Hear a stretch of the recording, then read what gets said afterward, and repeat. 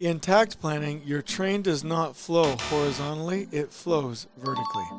If you look at my screen here, you'll notice that most takt plans have takt zones to the left, the time scale at the top, and the takt wagons in a sequence flow from left to right in a horizontal train. And so we're accustomed to calling this a takt train or a takt sequence. And so people think that the train actually runs from left to right, but actually it doesn't. And there's a real specific reason why I want you to know this. So stay with me here on the screen.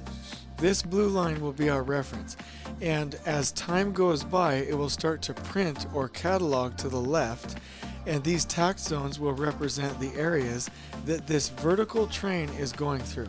E means the engine, C means the caboose, and week 1 means that that's in week 1. And so this train is actually heading in the downward direction. So in week 1, you can see here, there's the takt zone 1, the takt wagon number 1 with that work. Let's say that that's, fire sprinkler, and then priority walls, and then overhead mechanical, overhead plumbing, overhead electrical as number 6, and then wall framing. You get the idea. That train is now coming down in week 1. Now, if we go into week 2, you can see what happens. It's kind of like a Richter scale. As the motion happens, it starts to record to the left, moving out here in the left direction. So we're in week 2. You can see that takt wagon number 1 is now in zone 2, takt wagon number 2 is in zone 1, and the train is going down. And so now let's look at week 3 and week 4 and week 5. Let me pause here for just a minute. As the time ticks by, it's recording it to the left in weeks from 1 to 5. But that train is actually still going from the top downward, and the takt plan is simply the representation of where it was in a time scale. So let's keep going. Week number 6, week number 7, week number 8, week number 9.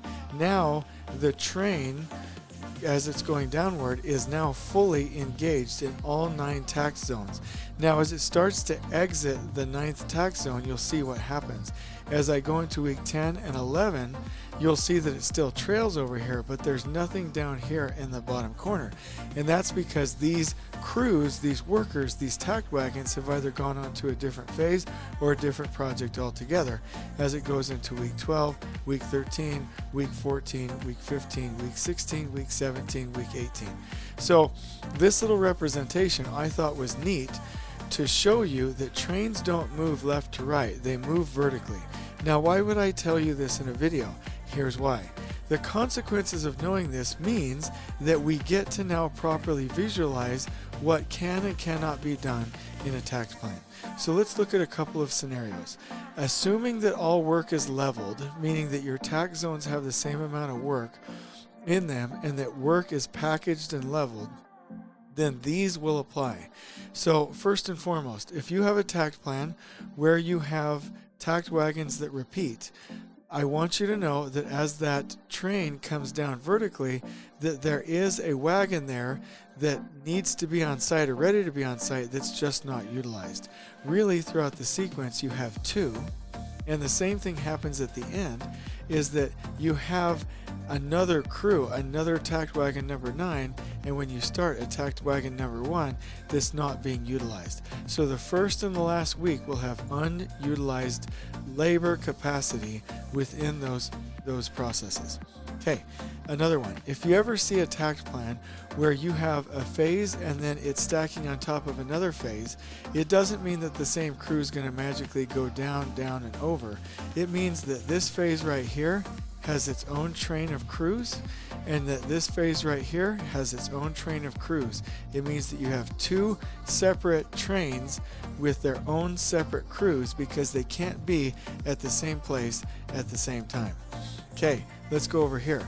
Let's say that you have a takt sequence where that's based, or a takt phase rather, that's generally in rhythm, but you have one that's vertical. Well, this work right here for takt zone 1, 3, 4, and 5, it has its own train, and then this work over here to go concurrently would have to have its own limited train of workers and crews to go do that work. So you've duplicated your amount of workers and crews and the trains again.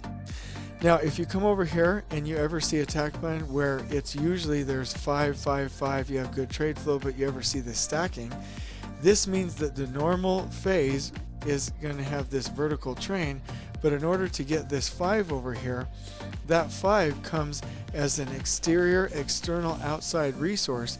You're not expecting the 5 within this train to pick up that work. This is another crew that you've brought in. Okay.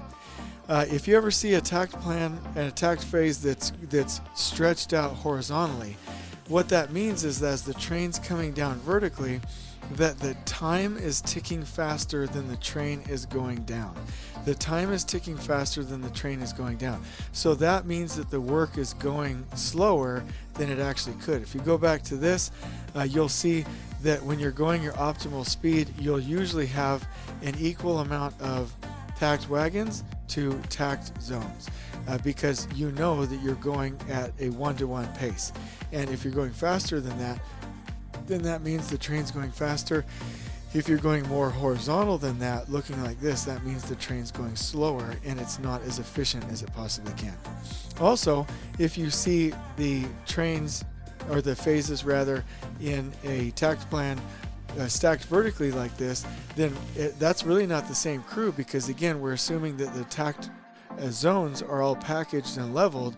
What that means is you have 2 takt trains, and they are actually, the wagons between them actually they're disjointed and they have too much space between each other. And so this is actually a very inefficient system.